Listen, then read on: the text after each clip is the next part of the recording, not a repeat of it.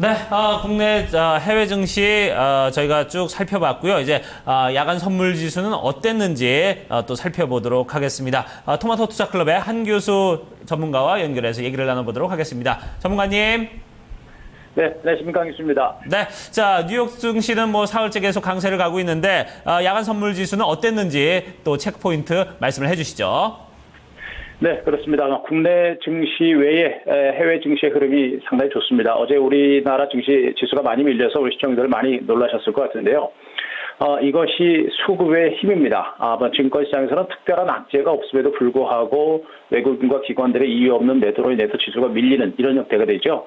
그렇게 되면 우리 개인 투자가들은 당할 수밖에 없는 것이 증권시장의 흐름입니다. 그러나 이 수급도 달라지지 않는 것은 결국엔 펀더멘탈에 의해서 펀더멘탈을 따라간다는 측면이겠죠. 주변 여건 자체가 특별하게 악재가 없는 상태에서 지수가 밀리는 것은 일시적인 트릭일 가능성이 높기 때문에 이런 장세에 너무 민감하게 보지 마시고 오히려 이런 장세를 좋은 기회로 활용하는 이런 전략이 좀 필요할 것 같습니다.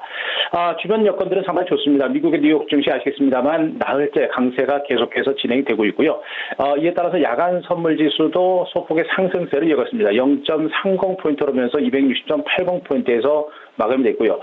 외국인 투자자들은 그러나 이제 선물 시장에서 어제 6,157계약 정도로 대규모 매도를 단행하면서 오늘도 이러한 외국인들의 수급 동향이 국내 증시에 상당히 영향을 미칠 것으로 보고 있으니까 외국인들의 수급 동향도 오늘도 많이 체크를 하셔야 될 것 같습니다. 네, 이 가운데서 외국인 선물 매도가 좀 대거 나왔던 어제 증시 이 부분이 저는 좀 눈에 띄는데요. 우선은 첫 번째 포인트부터 좀 더 자세하게 알아볼까요? 뉴욕 증시 꾸준히 오르는데요. 어떻게 보셨나요? 네, 자, 뉴욕 증시 한번 살펴보겠습니다. 지금 S&P 500 지수가 사상 최고가 기록하고 있고요. 그리고 이제 다우 지수, 그리고 나스닥 지수도 강세인데, 말씀드렸듯이 나스닥 시장이 그동안 상대적으로 부진했었죠. 그러나 나스닥 지수도 이제 4,000선에서 중간 바닥을 찍고 추세적인 어떤 반등 분위기가 형성이 되고 있습니다.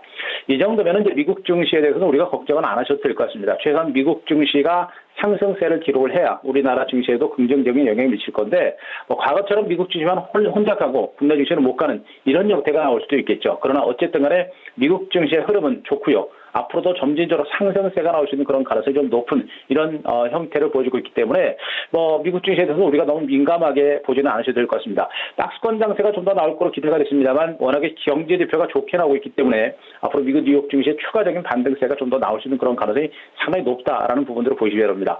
경제 지표, 내고자 주문이라든가 이런 지표들이 워낙에 좋다라는 부분들 보시기 바라고요. 미국 증시의 강세와 더불어서 이제 야간 선물 시장에 그 반등도 나타났는데요.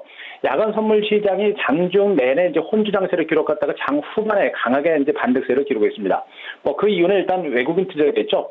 야간 선물 지수가 장중 내내 약세를 기록하다 막판에 땡겼고 그것은 바로 이제 외국인들의 어떤 수급에 의해서 이제 나타났던 그런 반등이 나타나는 것으로 보시면 되겠습니다. 외국인 투자들의 야간 선물 시장을 중심으로 424계약 정도 매수가 들어오고 있는데 야간 선물 시장을 중심으로 한 외국인들의 선물 매수가 그동안 계속해서 진행이 되고 있습니다. 따라서 오늘도 외국인 투자자들 오늘 그 정규 선물 시장을 중심으로 외국인들이 어떠한 매매 형태를 보일지는 봐야 되겠습니다만 어제 워낙에 선물 매도 규모가 많았기 때문에 오늘은 매도 규모가 상당히 많이 줄어들 것으로 보고 있습니다만 급작스럽게 또 공격적으로 매수할 가능성은 그렇게 높아 보지는 않는 이런 상태입니다. 이런 전반적인 흐름들까지 감안한다면은 오늘 정규 시장에서 야간 선물 정규 시장에서의 선물 지수 밴드를 감안하게 예측을 하게 되면요. 대체적으로 전일 종가를 기준으로 해가지고 소폭의 반등은 나타날 거로 예상되고 있습니다. 따라서 대체로 260.50포인트를 저점으로 262.50포인트까지 대체적인 반등세가 좀 더 나올 걸 보고 있기 때문에 이런 등락을 이용해서 시장에 대한 어떤 접근 전략을 단행하는 전략이 바람직할 것 같습니다. 어제도 제가 야간 선물 지수의 어떤 중기적인 흐름에 있어서 가장 저점은 260선 정도까지도 한번 예측을 드렸었는데요. 그렇습니다. 이 260선 정도는 그렇게 쉽게 무너지지 않을 거로 보고 있기 때문에 야간 선물 지수 정규 시장의 선물 시장의 흐름 지수 밴드를 중심으로 매매 포인트를 잡는 이런 전략이 좀 더 바람직할 것 같습니다. 자, 그리고 이제 수급적인 측면에서 이제 중요한 부분들이 이제 외국인 투자들이 어제 6,000계약 정도 대규모 매도가 났는데요. 현물 시장에서는 지금 거래소 시장에서는 11일째 매수가 계속해서 들어오는 그런 형태가 나오고 있습니다. 그리고 코스닥 시장에서는 114억 정도 매도가 나면서 이틀 동안 매도가 났는데 코스닥 시장에서는 매도세가 그렇게 강하게 형성되지는 않고 있습니다. 그리고 현물 쪽에서는 매수가 살아있는 모습이겠죠. 결국에 선물 중심의 공격적인 매도 형태는 일시적으로 시장을 흔들어대는 이런 어떤 매도일 가능성이 높다는 부분들을 감안한다면 추세적인 매도는 아니라고 보고 있습니다. 따라서 매수세는 다소 약화됐습니다만 추세적인 매도가 아니기 때문에 지수의 하락은 제한적일 가능성이 높고 그런 가운데 대체로 지수의 강한 하방 경기 나온 상태에서 조만간에 장세는 다시 한번 외국인들의 매수가 살아나면서 반등세를 보일 가능성이 높기 때문에 자 이번에 이제 어제의 지수 조정 장세를 이용해서 우리는 오히려 유망 종목을 좀 싸게 살 수 있는 그런 기회로 활용하는 이런 전략이 좀 필요한 구간이 아닌가 이렇게 정리를 드리도록 하겠습니다. 네. 자, 이 매도는 뭐 일시적인 것이 추세적인 매도는 아닐 것이다. 다시 사들이는 그런 패턴을 보일 가능성이 높다. 이렇게 말씀을 해주셨는데, 자, 오늘 장 투자 전략은 어떻게 가져가는 게 좋을까요? 네, 제가 이제 어제 우리 시청자 여러분께 이제 말씀드렸던 것이 이제 역발상과 공포 투자에 이제 집중하자라는 그런 얘기를 많이 말씀드렸을 겁니다. 자, 바로 이제 어제 같은 장세가 되겠죠. 뭐 특별하게 이유도 없이 주가가 조금 밀릴 때 굉장히 공포스러울 겁니다. 그러나 그런 종목 장세, 조정 장세가 기회다라는 부분들을 말씀드렸고요. 특별하게 이유 없이 떨어지는 이런 조정 장세는 우리한테 좋은 기회가 될 겁니다. 말씀드렸듯이 주식이라는 것은 수급에 의해서 일시적으로 주가를 밀어버리게 되면은 우리는 무슨 악재가 있는 게 아닌가라고 하면서 무서워서 주식을 매수 못하죠. 그러나 그런 거를 중심으로 해서 또 외국인들과 세력들은 자기네들이 원하는 그 목표를 달성을 하게 되는 겁니다. 그런 속일수 패턴에 넘어가면 안 되겠죠. 따라서 이유 없이 하락하는 이러한 지수 조정 장세는 오히려 저가 매수 기회가 될 것 같고 코스피 지수는 대체로 1980선을 최저점으로 어느 정도 중간 바닥은 달릴 거로 보고 있고요. 오늘 정도 선에서는 다시 2000선 정도로 충분히 회복을 할 수 있는 가능성은 좀 있지 않을까. 대체로 2000선 중심으로 중간 바닥을 만들어가는 그런 과정이 한번 나올 겁니다. 그리고 이제는 종목에 대한 포커스를 맞춰야 되는데 지금 당장의 어떤 주가 반등보다는 이제 하반기에 포커스를 맞추고 지금 이제 하반기 실적이 좋아지는 종목에 대해서 오히려 분할 매집을 단행하실 전략이 좋을 것 같습니다. 마지막으로 코스닥 시장에 대한 어떤 그 접근 전략에 있어서는 여러분들이 조심해야 될 부분들은 일단 540선은 무조건 지켜야 됩니다. 540선이 무너지게 되면 코스닥 시장이 추세적인 하락세가 더 나올 수가 있기 때문에 그때는 현금 비중을 무조건 많이 높여야 됩니다. 그러나 540선의 지지를 받고 550선까지 회복한 다음에 외국인들의 수급이 살아날 때는 그때는 코스닥 시장이 반등 가능성도 있으니까 그때는 코스닥 시장에 대해서 관심을 가져도 무리가 없을 거로 보고 있고요. 자, 종목별 전략을 간단하게 보게 되면요. 역시 이제 현재 위치에서 우리가 주목해야 될 부분은 삼성그룹주들과 경기 방어주들의 반등세가 계속해서 이어지느냐 내지는 많이 빠졌던 경기 민감주가 반등에 나설 것이냐 이런 부분들을 보셔야 될 것 같은데 역시 오늘도 중국 증시가 뭐 중요한 변수가 될 것 같습니다. 일단은 시장의 어떤 뭡니까 기싸움이 계속해서 진행될 거로 보고 있습니다만 철저하게 저는 이제 그 많이 빠졌던 종목을 주시고 좀 보시는 게 리스크적인 측면에서도 그리고 이제 향후 기대 수익률 측면에서 좀 더 유리하지 않을까라는 그런 판단을 먼저 드리겠습니다. 그래서 지금 현재 현대미포조선 같은 종목들을 여러분께 계속해서 분석을 좀 드리고 있습니다만 조선주들 중에서는 현대미포조선이 가장 그 대표적인 그런 어떤 성장주 그리고 하반기 가장 실적이 좋아지는 대장주다라는 측면을 말씀드렸었죠.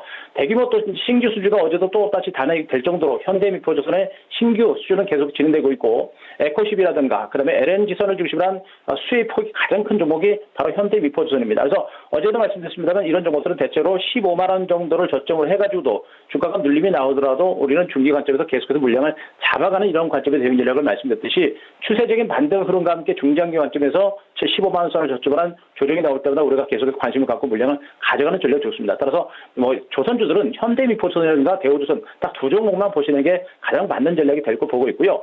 그리고 어제 지수가 밀리면서 코덱스 레버리지가 이제 주가가 많이 밀렸었죠. 지수 연동화나 ETF 상품이기 때문에 밀렸습니다.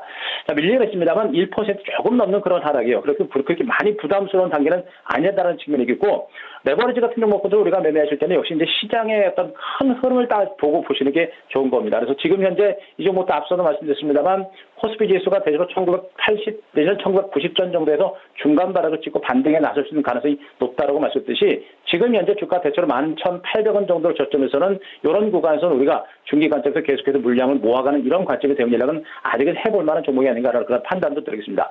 마지막으로 현대건설이라든가 두산인프라코어 같은 종목들도 계속 말씀드리고 있는데요. 현대건설도 지금 현재 주가가 거의 대바닥권입니다. 정말 중장기적으로 주봉으로 보신다고 하더라도 주가가 대바닥을 만들어내고 있고 주가 수렴 가격이 끄물려가 있기 때문에 이 구간에서 서서 이제 반등 부리도 나올 수 있는 가능성이 높습니다. 특히나 이 구간에서 이제 기관들의 매수도 조금씩 살아나고 있다는 부분들을 감안한다면 점진적인 반등 가능성이 높겠죠. 결국에 지금 현재 증권시장에서 우리 시청자 여러분 해야 될 전략들은 지금 당장의 큰 시세를 보는 것보다는 점진적으로 아까도 말씀드렸죠. 하반기 장세를 보고 이제는 6월 증시를 대비를 해서 종목들을 모아가고 길목을 잡고 기다린 전략을 펼칠 때 좀 더 안전하면서도 제대로 된 수익이 나올 수 있는 만큼 시간과의 싸움으로 전환하시고 시간과의 싸움에서 이겨나는 이런 전략이 필요한 구간이니까 지수보다는 종목적으로 포커스를 맞춰서 시간과의 싸움에서 이겨나가는 이런 전략을 계속해서 단행하는 게 좋지 않을까 이렇게 정리를 드리도록 하겠습니다. 네, 오늘 말씀 고맙습니다. 네, 고맙습니다. 네. 자, 관심 종목 현대미포조선 그리고 코덱스 레버리지, 현대건설 이렇게 세 종목을 관심 종목으로 말씀을 해주셨는데요. 특히 코덱스 레버리지 같은 경우는 지난 22일에 이제 최고점을 찍었는데 그 전에 또 한규 전문가께서 한번 또 이 시간에 추천을 해주셨었는데 이번에는 이제 중간 바닥을 확인했으니까 다시 한번 공략해볼 만하다 이렇게 짚어주셨습니다. 저희도 관심 있게 살펴보도록 하겠습니다. 지금까지 한 교수의 필승매매였습니다.